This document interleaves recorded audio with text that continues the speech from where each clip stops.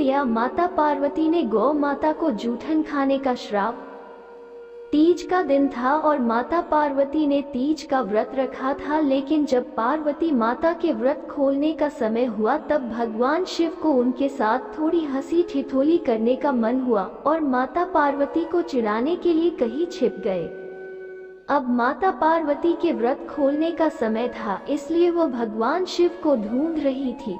उन्होंने शिव जी को हर दिशा में हर जगह ढूंढा, गुफा, जंगल, पहाड़, लेकिन माता पार्वती को शिव जी कहीं नहीं मिले और अंत में थक हार कर माता पार्वती एक खाली मैदान में बैठ गई और शिव जी के आने का इंतजार करने लगी। समय बीतता गया लेकिन भोलेनाथ नहीं आए। फिर माता पार्वती ने सोचा कि भगवान शिव तो समग्र सृष्टि के नाथ हैं, उन्हें कहाँ क्या हो रहा है सब पता होता है और ऐसे में वह पार्वती माँ को पूजा करते हुए भी जरूर देख लेंगे और अपने आप ही प्रकट हो जाएंगे। यही सोचकर माता पार्वती ने एक मिट्टी का शिवलिंग बनाया और उसकी पूजा करने लगी और जैसा कि पार्वती माता ने सोचा था वैसे ही भगवान शिव ये सब कुछ अदृश्य होकर देख रहे थे और मन ही मन मुस्कुरा रहे थे। और जैसे ही माता पार्वती की पूजा संपन्न हुई, शिव जी वह प्रकट हुए और माता पार्वती को चिढ़ाते हुए बोले, देवी आपने तो अकेले ही पूजा ही कर ली, आप मेरी प्रतीक्षा भी नहीं की, ऐसा क्यों? तब पार्वती जी ने कहा, हे प्रभु मैंने तो आपका बहुत इंतजार किया लेकिन सूर्यास्त हो चुका था और रात होने वाली थी, इसीलिए मैंने शिवलिंग बनाकर आपकी पूजा कर ली और अपना व्रत संपूर्ण किया।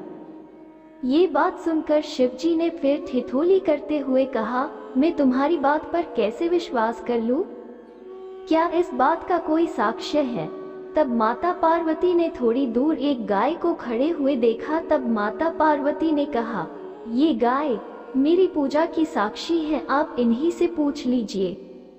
लेकिन वो गाय भी भोलेनाथ की यह हंसी ठिठोली के बारे में जानती थी, जिसकी वजह से जब शिव जी ने उन्हें माता पार्वती की पूजा के बारे में पूछा तब गाय ने ना में सर हिलाया और शिव जी ने हंसते हुए उनसे कहा कि वह बस उनसे थोड़ी हंसी ठिठोली कर रहे थे और वह सच जानते हैं, लेकिन अपने पति के सामने झूठा कहलाने का कलंक माता पार्वती को सहन न हुआ और उन्होंने गाय को श्राप देते हुए कहा, जिस तरह आज तूने झूठ बोला है उसी तरह अब तुझे झूठन ही खानी होगी। भले न तुझे अच्छे से अच्छा भोजन क्यों न मिले, लेकिन तू झूठन के पीछे भागेगी।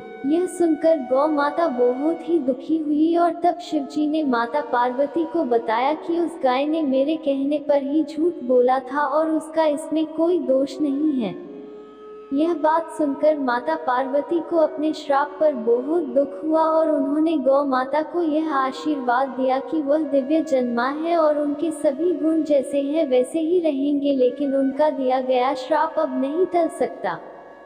तो मित्रों, इस कहानी से हमें ये सीख मिलती है कि असत्य बोलने का कितना बड़ा दुष्परिणाम हो सकता है। आप चाहे ही कितने बड़े गुणवान हो, असत्य बोलने का परिणाम तो हमें कभी न कभी मिलता ही है। तो दोस्तों, ये थी आज की कहानी। अगर आपको आज का ये कहानी पसंद आया हो तो इसे लाइक करें और अपने दोस्तों और रिश्तेदारों से जरूर शेयर करें। धन्यवाद।